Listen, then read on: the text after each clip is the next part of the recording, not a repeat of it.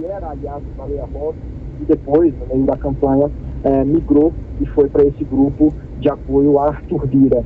A gente conversou há pouco com a líder do PCdoB, Perpétua Almeida, que confirmou esse acordo, e ela disse também que os partidos de oposição aliados à Baleia Rossi ficaram indignados com o desmanche do bloco realizado na sessão de ontem. Vamos ouvir. O presidente Lira teve uma vitória maiúscula, uma esmagadora maioria da casa, mas não pode fazer com que a outra parte não participe dos espaços da casa.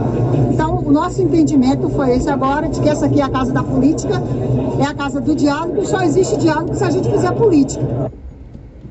E só lembrar uma coisa, Bocardi, na reunião de ontem, no início da tarde, no fim da manhã, no início da tarde, aqui na Câmara dos Deputados, a reunião de líderes, foi um momento de muita tensão, porque houve uma desavença ali entre Rodrigo Maia e Arthur Lira, houve bate-boca, tapa na mesa, e agora, conversando com os deputados e líderes que participaram da reunião, eles disseram que essa reunião de agora foi bem mais tranquila do que a de ontem.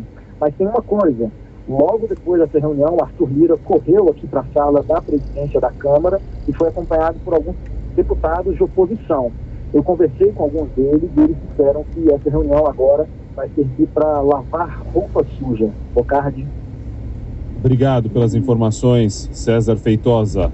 Vera, o que você analisa aí desta informação, hein? Eu tinha conversado mais cedo também com deputados dos dois lados e todos estavam trabalhando por isso, por um acordo, né? Era o que eu dizia antes dele atualizar as informações importantes que ele trouxe para a gente.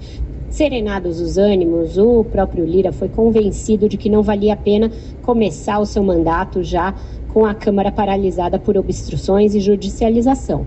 Então, feito o acordo, ele vai tentar começar a dar andamento a uma pauta de votações, mas aí é um outro problema, vai ser muito complicado avançar com algumas das agendas que estão ali na boca para serem votadas na Câmara. Rodrigo, Carol? Pelo que eu entendi, Bocardi, ficou um meio termo ali, né, nesse acordo, porque em tese o PT originalmente ia ocupar a primeira secretaria, aí depois ofereceram a quarta, enfim, acabou ficando com a segunda, então rolou ali um meio termo. Agora imagina essa reunião para lavar roupa suja. Vai ser outro roteador de Covid, será?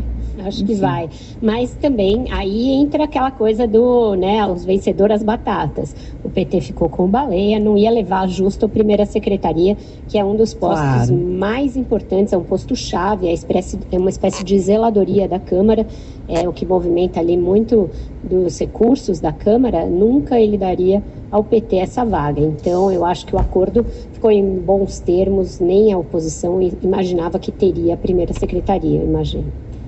Superada essa questão da divisão ali, de mesa diretora, enfim, de outros cargos, trago aqui até uma pergunta do Campos de Oliveira, envia e-mail para a gente. Ainda digerindo as eleições do Senado e Câmara, é impossível saber as consequências dessas eleições, além da conta a ser paga pelo governo? Ele pergunta.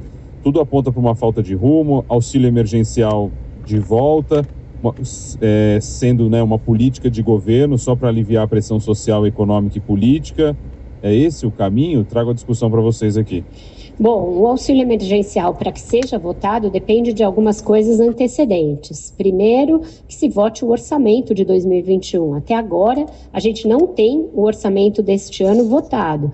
A gente tem uma regra que, se o orçamento não é votado, você está restrito a usar 1/12 do valor previsto para esse orçamento. Esses recursos vão acabar logo mais ali, dobrando a esquina. Você tem também uma outra forma de ir tapando o buraco, que é usar os restos a pagar do orçamento do ano anterior. Então, o governo está fazendo isso, por exemplo, para a compra de vacinas. Tem 20 bilhões de créditos ali do ano passado, um crédito suplementar ainda do orçamento da Covid. Mas uma hora esse dinheiro acaba, começa a pressão por gastos, principalmente porque foram feitas muitas promessas. Então, o primeiro passo é votar o orçamento. Para isso tem que compor a comissão e pôr o orçamento para andar, porque ele ficou em obstrução justamente pelo grupo do Arthur Lira no ano passado. Depois disso, a gente vai precisar ter uma longa discussão sobre o que fazer com o teto de gastos. Qual vai ser o jeitinho dado para que caiba dentro do orçamento uma nova despesa com auxílio emergencial, que nem de longe vai poder ser a mesma de 2020. A gente teve um gasto de quase 300 bilhões com o auxílio emergencial no ano passado. Isso não cabe no orçamento já depauperado, as contas públicas estão muito desequilibradas, então vai ter ali algum auxílio num valor menor. Isso ajuda a popularidade do presidente? Provavelmente não. E isso vai trazer novas pressões dentro desse centrão que agora está com muito apetite, teve esse apetite alimentado ali pelo governo, então não será um tempo fácil para o governo, mesmo com a vitória, mesmo com os posts comemorativos nas redes sociais.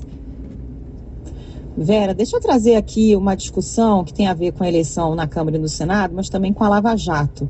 Porque esse resultado na Câmara e no Senado, com a vitória do Centrão, também é muito sintomático de um abafa ali da Operação Lava Jato, né? Por exemplo, a senadora Simone Tebet, que é tida como lavajatista, não teve apoio nem do próprio partido.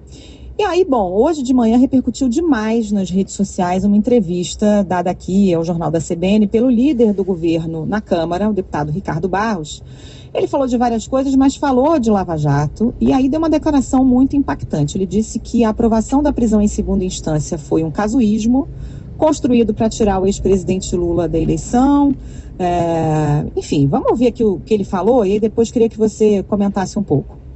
Na Constituição brasileira fala assim, ninguém será considerado culpado até trânsito em julgado. Isso está escrito expressamente na Constituição brasileira. A prisão em segunda instância foi um casuísmo que a Lava Jato construiu para tirar o Lula da eleição. Se o Lula deve ou não deve, isso é outra questão. Se os políticos devem ou não devem, é outra questão. Mas os juízes e promotores que devem precisam ser punidos, como todos os outros cidadãos brasileiros. Pois é, ele falou que não vão permitir que as conversas vazadas, né, as supostas conversas entre o ex-ministro Sérgio Moro e o pessoal da Lava Jato fossem esquecidas, que foram crimes cometidos pela quadrilha da Lava Jato. Usou exatamente esse termo. É o quê? O liberou geral, acabou a Lava Jato e o líder do governo Bolsonaro dá uma declaração como essa. Às vezes é difícil entender, a política brasileira não é para principiantes, Vera. Então vamos lá, eu que tenho um pouquinho de bagagem, vou tentar situar esse personagem para o nosso ouvinte, nosso espectador. Ricardo Barros foi ministro do Michel Temer. Portanto, para chegar ministro do Michel Temer, ele e o partido dele na época, que é o mesmo do Arthur Lira agora, participaram ativamente do impeachment de Dilma Rousseff. Então ele foi um beneficiário do impeachment, do que ele agora chama golpe, para impedir o Lula de ser candidato, etc. Mas ele já fazia parte do consórcio de partidos do Petrolão, daqueles que tiraram muitos recursos da Petrobras, das suas subsidiárias de outras estatais, na época dos governos petistas. E o partido deles, tanto do presidente da Câmara quanto do líder do governo Bolsonaro, é o campeão, recordista de processos na Lava Jato. Daí o interesse particular que ele tem em melar qualquer tipo de investigação. Ele era o principal defensor, a gente vai se lembrar, daquela lei de abuso de autoridades, que foi aprovada, que na verdade era para cercear a autoridade, para tolher qualquer possibilidade de investigação. Também foi um defensor assíduo daquela figura do juiz de garantias, que era para tirar poder dos juízes. E a questão da segunda instância não foi a Lava Jato que instituiu, foi o Supremo Tribunal Federal, em entendimentos reiterados, quando Teoriza Vaz que ainda era vivo, e depois muitas outras vezes, até que esse entendimento foi mudado no ano passado. Então, não é a Lava Jato que criou a prisão em segunda instância. Talvez o ambiente aberto e propiciado pela Lava Jato no seu primeiro momento, com grande apoio da sociedade, com revelações de fato estarrecedoras sobre corrupção, tenham aberto caminho para que o Supremo tenha adotado por um tempo a prisão após condenação em segunda instância. Então, a gente já sabe, por exemplo, que a proposta de emenda à Constituição que cria a prisão após segunda instância não vai andar na gestão Arthur Lira. Essa é uma certeza que nós temos. E a outra é que o Supremo está de novo se preparando para provavelmente rever a condenação do Lula. Agora que essas gravações da Vaza Jato já estão periciadas, Carol. É importante isso, porque o ouvinte, o espectador pode falar qual é a novidade desses áudios de agora em relação ao que o Intercept Brasil já tinha divulgado. Muito pouco. São praticamente as mesmas gravações. Qual é a novidade? Depois da operação spoofing da Polícia Federal, esses áudios foram periciados e eles agora integram uma investigação do Supremo. Então, podem sim levar a uma nulidade da condenação do Lula, e é nisso que estão todos irmanados ali, todos querendo acabar com qualquer tipo de punição que a Lava Jato tenha aprovado lá atrás. E aqui eu faço um adendo. Eu acho que sim, procuradores da Lava Jato e então o juiz Sérgio Moro extrapolaram os limites do que se espera de uma relação entre juiz e procuradores. Mas daí a dizer que tudo aquilo que a gente viu, documentado, com recursos devolvidos, com confissões, com delações, etc., não existiu, vai um triplo twist carpado bem grande, né? Já respondendo a Michel Valim, que escreve aqui insistentemente, é difícil ter que fingir que não há nada de anormal com Lava Jato, é difícil mesmo, entendo vocês. Vera acabou de dizer e de pontuar. Você tem que ter equilíbrio aí também.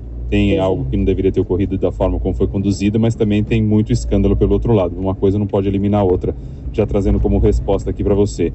Com relação à fala do Ricardo Barros, e aí eu quero usar a afirmação do Sérgio, são todas mensagens que chegam aqui, a gente está acompanhando nossa conversa aqui pelo WhatsApp, no caso. E aí, para levar para um outro ponto a nossa conversa, ele diz que a fala do Ricardo Barros está alinhado com o discurso para minar o Moro, entendendo que o Moro possa concorrer em 2022. Essa nova divulgação vai afastando o Moro ainda mais de qualquer tentativa de disputar 2022? Eu entendo que sim, Bocardi. O Moro já saiu muito desgastado do governo, né? No primeiro momento, ele achou que faria um strike ali de presidentes. Já tinha prendido o Lula e faria também a queda do Bolsonaro. Só que, tanto no ponto de vista da narrativa, quanto no que se sucedeu ali nas investigações, o Bolsonaro conseguiu dar a volta em cima dele. Houve uma boa parcela daqueles que eram lavajatistas, moristas, que passaram a partir para a destruição da reputação do Moro nas redes sociais de uma forma tão virulenta quanto os petistas. Ele demonstrou uma profunda inabilidade política ao deixar a magistratura e a força que ele tinha como juiz para ser ministro de Bolsonaro, portanto, demissível a qualquer momento.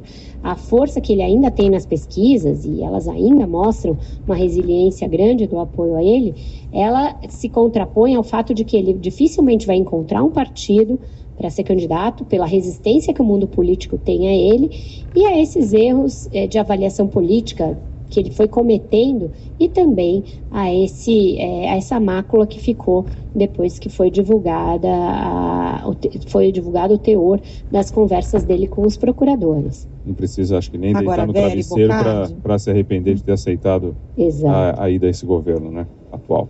Diga, Carol. Eu só ia pontuar que também fica cada vez mais evidente, quando o líder do governo na Câmara dá uma declaração como essa, que a defesa do presidente Bolsonaro ao combate à corrupção também foi casuísmo, né? Porque ele agora, depois de alguns anos de mandato, dá os braços ao Centrão, está abraçado com vários políticos investigados, a ponto do Arthur Lira, eleito presidente da Câmara com apoio dele, nem poder estar na linha sucessória, justamente porque responde a processo. Mas aí não é problema, né? Agora ele não vê mais problema nenhum e o combate à corrupção foi para baixo do tapete, né? Carol, as pessoas costumam, a meu ver, muito injustamente, erroneamente, culpar a imprensa por não ter mostrado quem Bolsonaro era. Isso não é verdade. A imprensa cansou de dizer, no curso ali do impeachment, depois das eleições de 2018, que Jair Bolsonaro era um deputado fisiológico, corporativista, que praticava a pequena corrupção o tempo todo no seu mandato. Basta lembrar que ele disse que usava o auxílio emergencial para, entre aspas, dele, comer gente, quando tinha um imóvel na cidade que ele poderia utilizar. Ele tinha uma funcionária fantasma que ele mantinha em Angra dos Reis, a famosa Val do Açaí. Ele pôs toda a família na política, enriqueceu na política, construíram patrimônio pagando em dinheiro vivo, estando todos na política. Ninguém nunca trabalhou na iniciativa privada, colocou inclusive a ex-mulher na política, emancipou o filho para que ele disputasse com a própria mãe uma vaga na Câmara dos vereadores aí do Rio de Janeiro quando se separou da mãe.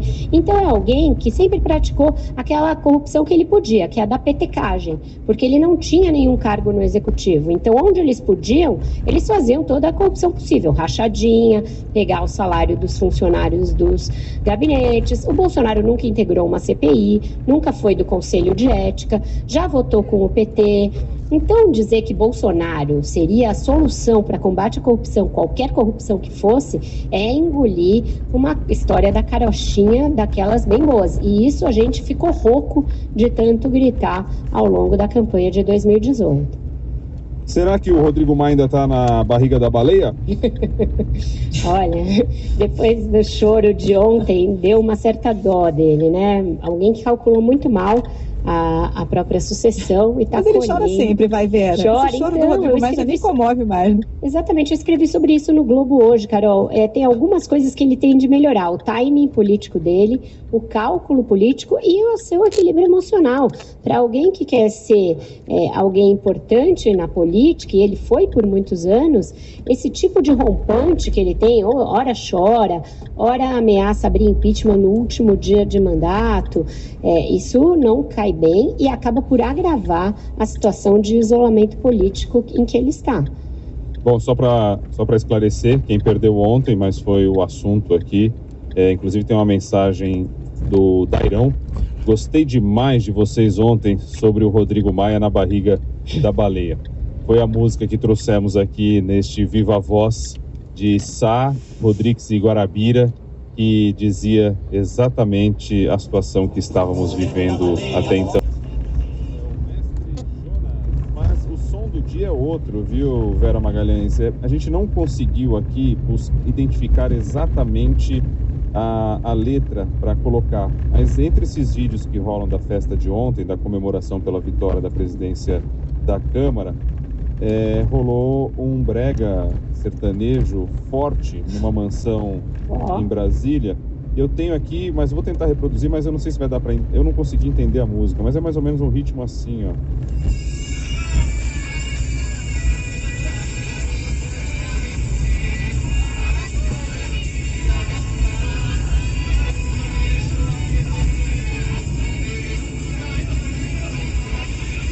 Aquela história, você me deixou meio aqui sozinho, mas não é isso que a gente viu na festa. É meio uma rocha ali, um forró, né? Meio forró, e a turma se agarrando e se esfregando na mansão lá e comemorando. E o arrocha na gente, né, Bocardi? Até porque diz que você pode até dizer melhor, mas é muito, falam espumante, não sei se champanhe, mas é uísque bastante, a música, muita comida e sei lá quem está pagando isso tudo. Eu falei aqui um pouco antes, e assim já vai nascendo a playlist do Viva Voz, que não nos convidaram para essa festa pobre que os homens armaram para nos convencer. É verdade, tá certo, tem essa também. Brasil mostra a sua cara, sem máscara, pior é isso. Sem máscara. Mostraram demais ali, né? Sem a máscara protetora, mas com muitas outras máscaras, né, da traição. Cazuza já dizia muita coisa, né? Sim, exato. Foi a nossa conversa? É isso, né? Hoje foi sem problemas técnicos, em áudio, vídeo, microfoninho com a canopla da CBN. Tô em casa já. Muito bacana. Quem tá no vídeo acompanhando aí pelo YouTube, pelo Globoplay, conseguiu nos assistir aí, em boa qualidade. Vera, então, para encerrar... Ela tá com fundo laranja ali. É vermelho CBN. Tem uma parede laranja aqui em casa também. É vermelho. Aqui um vermelho meio queimado, assim, quase laranja. Vamos nessa. Então, para encerrar a nossa conversa, beijo para você, Vera, a sua sugestão musical e depois a gente vai pro repórter CBN.